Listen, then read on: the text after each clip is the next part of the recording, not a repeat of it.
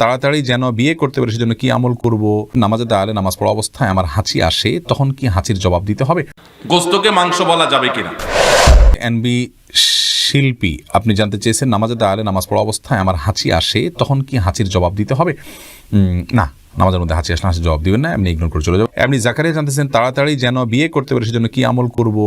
আমল হলো বেশি বেশি করে হালাল উপার্জনের চেষ্টা করবেন, সকালে ভোরে বের হয়ে যাবেন, পরিশ্রম করবেন, কোনো কাজকে ছোট মনে করবেন না, সিরিয়াসনেসের সাথে কাজ করবেন, খুব ভালো করে কাজ করবেন, দুনিয়াকে ভালো করে উপার্জন করবেন, বিবাহের প্রয়োজনে অর্থ সংগ্রহ করবেন, আল্লাহর কাছে দোয়া করবেন, সূরা ফুরকান আয়াত নম্বর ৭৪ বেশি বেশি পড়বেন, মা বাবাকে বোঝাবেন, সাধারণভাবে আল্লাহর কাছে নামাজের পরে বিভিন্ন দোয়া কবুলের সময়গুলোতে হাত তুলে তুলে বা বিভিন্নভাবে আল্লাহর কাছে দোয়া করবেন যেন আল্লাহ তাআলা আপনার মনোবাসনা পূরণ করে এবং আপনার প্রয়োজন মিটিয়ে দেন ইনশাআল্লাহ বিদিনিল্লাহ।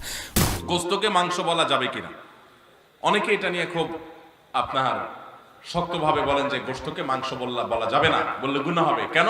কারণ মাংস হলো মায়ের অংশ, মা যোগ অংশ সমান সমান মাংস।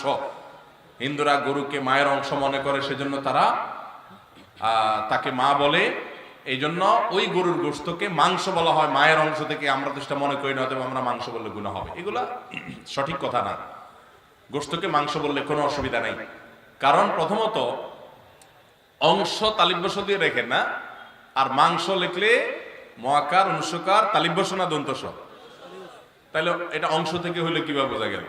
আর দ্বিতীয় কথা হলো, মায়ের অংশ তো হিন্দুরা গরুকে মনে করে, ছাগলকে তো মায়ের অংশ মনে করে না, মুরগির তো আর মনে করে না। তো আমরা তো ছাগলের মাংস বলি, মুরগির মাংস বলি।